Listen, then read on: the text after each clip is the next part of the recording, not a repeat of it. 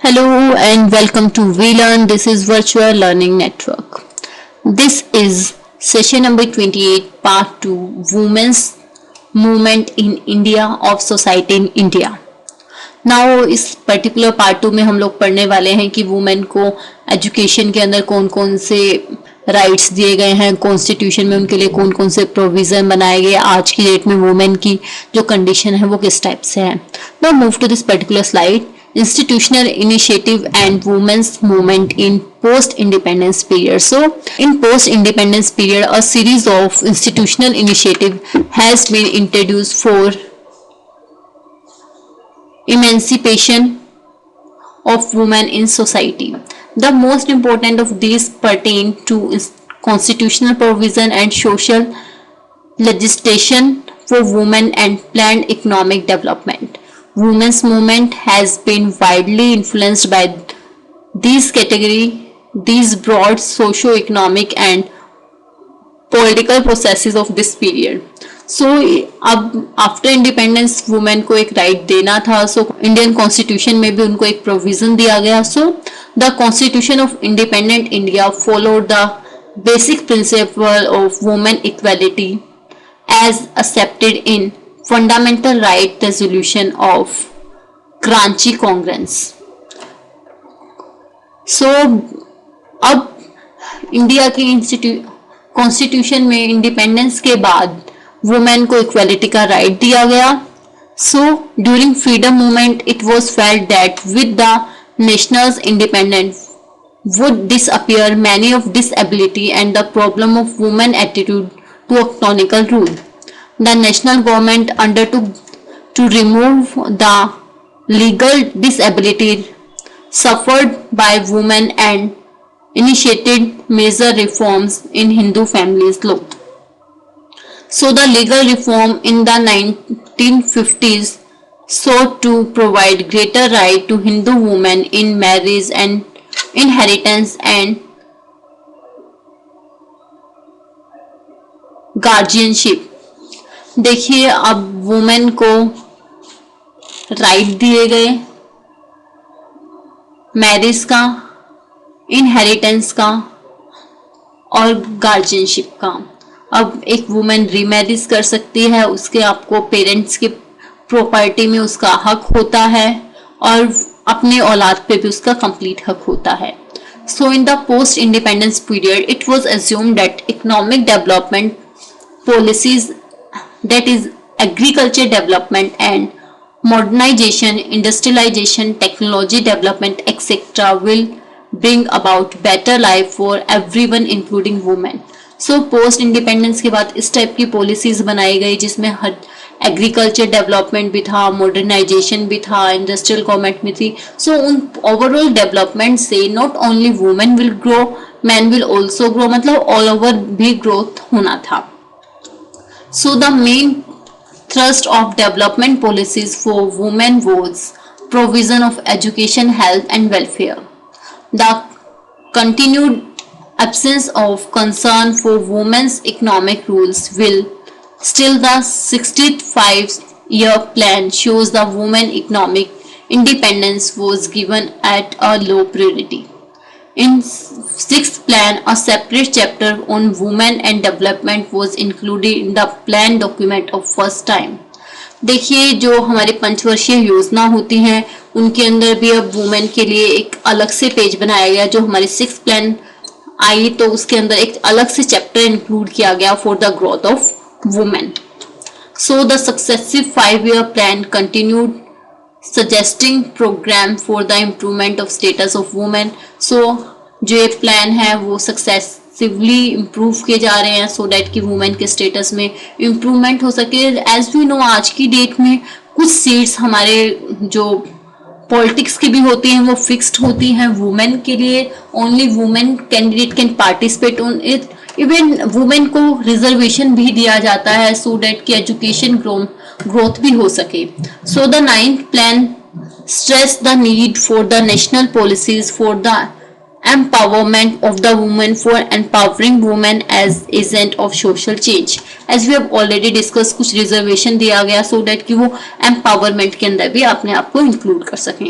So the report of Committee on Status of Women of India 1974 was a watershed in debate on women's issue in India. The committee provided evidence of decline in women's employment due to technological changes, biases on the part of employer to replace women by man and machine. So जैसे जैसे industrialisation होने लगा तो जो women जो थी, जो educated नहीं थी, न्यू मशीन आ रही है तो उनको रिप्लेस किया जाने लगा मशीन और मैन से. सो वहां पे देखा गया कि वुमेन एजुकेटेड नहीं है. सो वुमेन की लिटरेसी को बढ़ाने के लिए भी पॉलिसीज चलाई गई.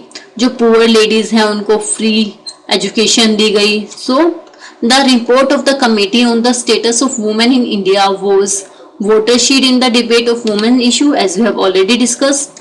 So the several women leaders who had actively participated in freedom movement occupied important position in the Lok Sabha and Rajya Sabha, the two houses of parliament, as we have already discussed. अब कुछ seats ऐसी भी होती हैं जो women के लिए fix होती हैं. सो इंडिपेंडेंस के बाद इन जो वुमेन को पॉलिटिकल राइट्स देने थे तो उन लेडीज को जिसने हमारी फ्रीडम में एक्टिवली पार्टिसिपेट किया था उनको लोकसभा और राज्यसभा की मेंबरशिप भी दी गई. They become governors, chief minister, cabinet minister and held over position with in the major political parties. आज की डेट में भी हम वुमेन है वो गवर्नर बन सकती हैं, chief minister, cabinet, IAS officer बन सकती हैं, आईपीएस बन सकती हैं, आर्मी में जा सकती हैं. So Indira Gandhi, Mrs Indira Gandhi place of prime minister, become a prime minister. तो उन्होंने एक प्राइम मिनिस्टर का प्लेस को होल्ड किया. उन्होंने भी एक वुमेन होते हुए भी इतना मेजर एक्टिविटी में पार्टिसिपेट किया. So one of the weakness in the political strategy of women's organisation in 1950s and 1960s was their inability to mobilize ordinary women and issue that concerned them. The lack of effort to reach to the masses and expand the base of women's movement limited its effectiveness and agenda for action. The position of peasant and working class women deteriorated and only a small majority of women benefited.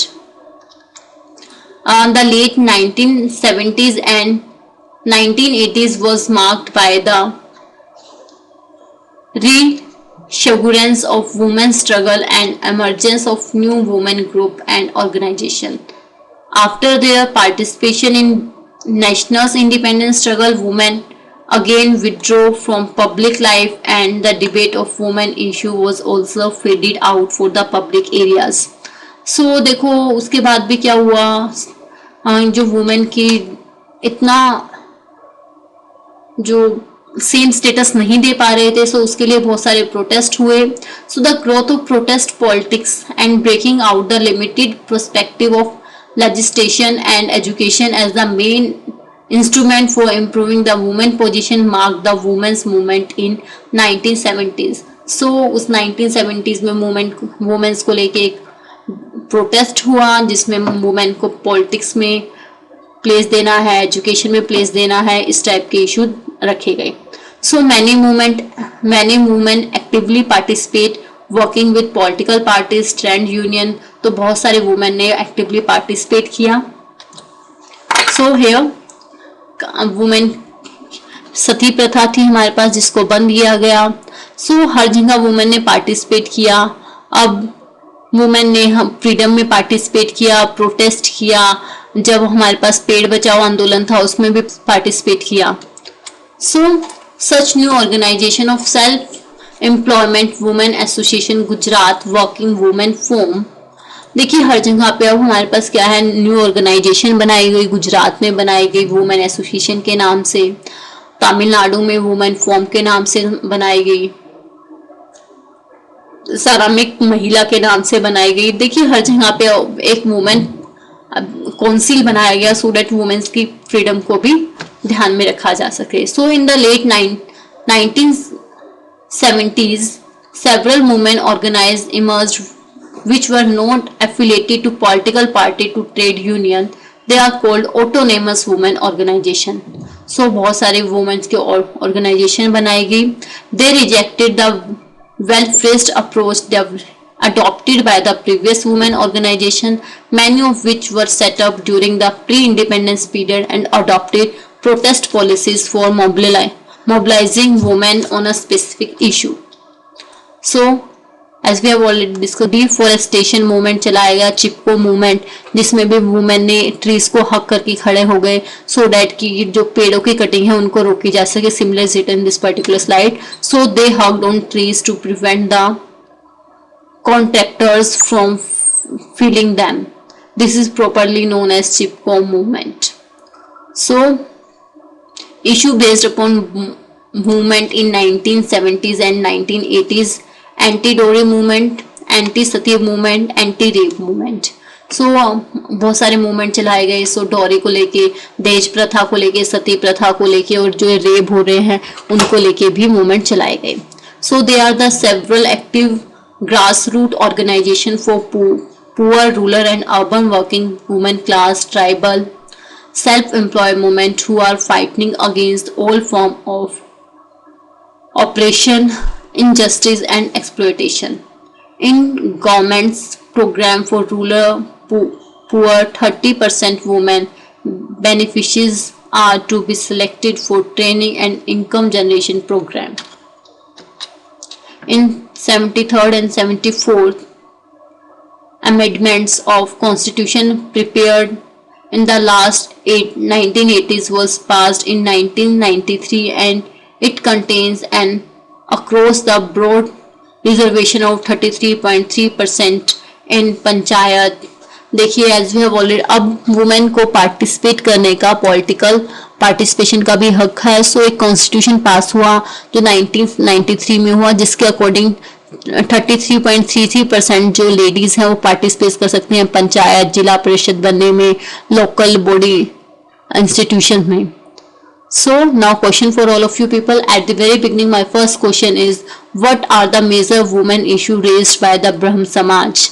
And my second question is, what is the constitution provision for women's upliftment? So today we will wind up our session here. Next we will discuss in our next class. Till then, happy learning, free learning.